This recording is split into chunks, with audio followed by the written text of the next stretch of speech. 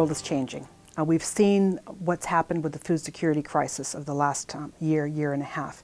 We see the specter of a changing climate that is going to really wreak havoc for the world's farmers, fishermen, foresters. CG has done a commendable job, but since ground realities are changing, we need to change. Africa is changing, Latin America is changing, then the institution must to change also. I think reforms needed because we need to deliver more. CGIAR can do more to contribute. The challenges we're facing today are much more cross-cutting, much more complex. If we don't upscale our research, we don't do more and we don't do it better, we're not going to be able to meet the challenge. Crisis after crisis coming. The food crisis. The food crisis. Financial crisis. The financial crisis. Climate change, energy. Climate change. And all this has contributed towards more hungry people in the world, more poor people in the world. The number of hungry people has increased by more than 100 million over the last 2 years.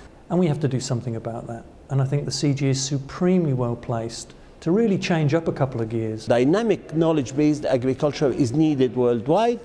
If we don't go for this, things is going to be as it is or even go backward. The contribution in international agricultural research of the CGIAR was decreasing.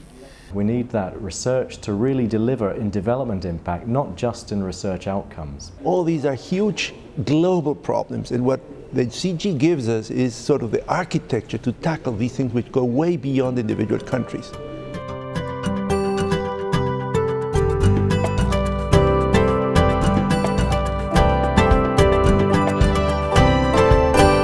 Strengthened, more focused, more robust and result-oriented CGIAR. We are looking from the reforms to have a more streamlined CGIAR, a CGIAR that really focuses on what are the priority areas for the world's poor.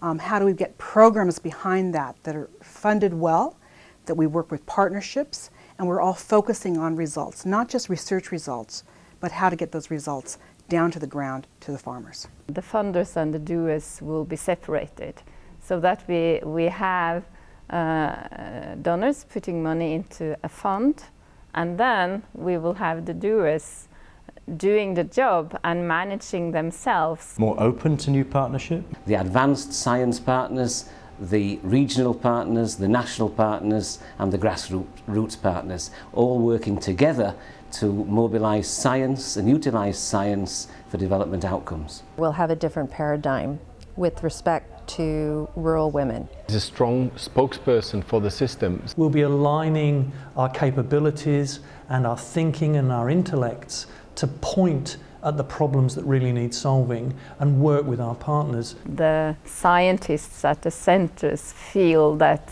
this will give them good opportunities to do exciting, first-class, world-class science.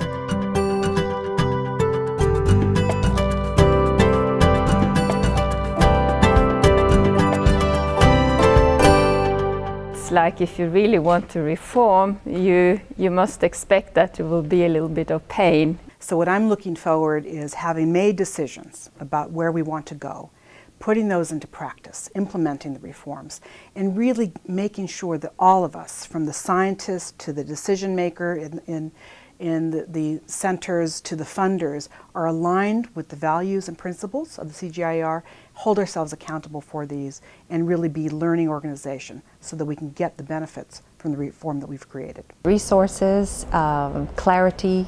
To bring the donors together so that they can harmoniously fund the priorities which are needed, and to bring the scientists together so that they can work more effectively in synergy. And I think the real challenges going forward is taking the right steps in the right order. I think the key challenge for us is to design a system which can learn, which can be adapted, and we'll have to tweak things. And we need not only to produce the knowledge, we need this knowledge to be used by the farming communities around the world. Simple answers aren't going to do it. Linear thinking isn't going to do it, and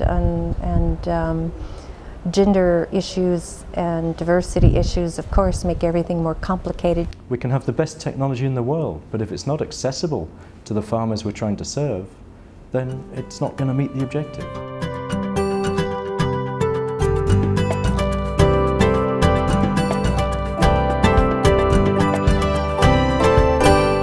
You know, if we're looking into the future of the CGIAR, let's start first with the farmer.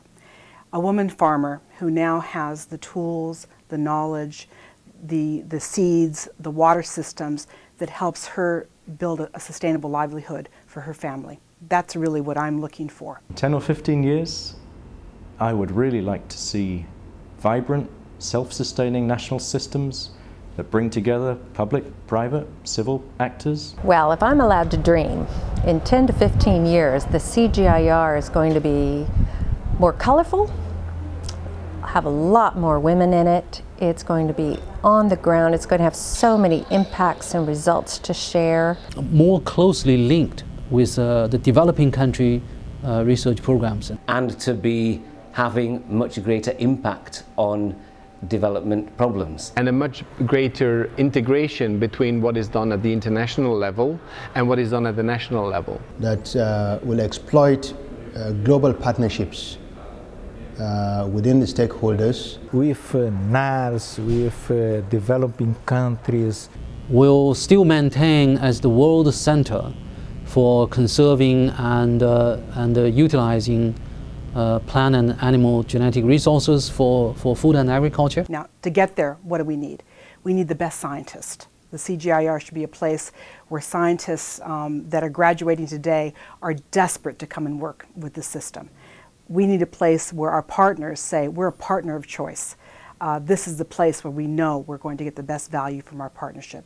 We need a place where our funders will say that extra dollar is really going to yield 10 times in terms of benefits. And we need a place that works together, that works in harmony, and always remembering that farmer that at the end of the day that's going to need us.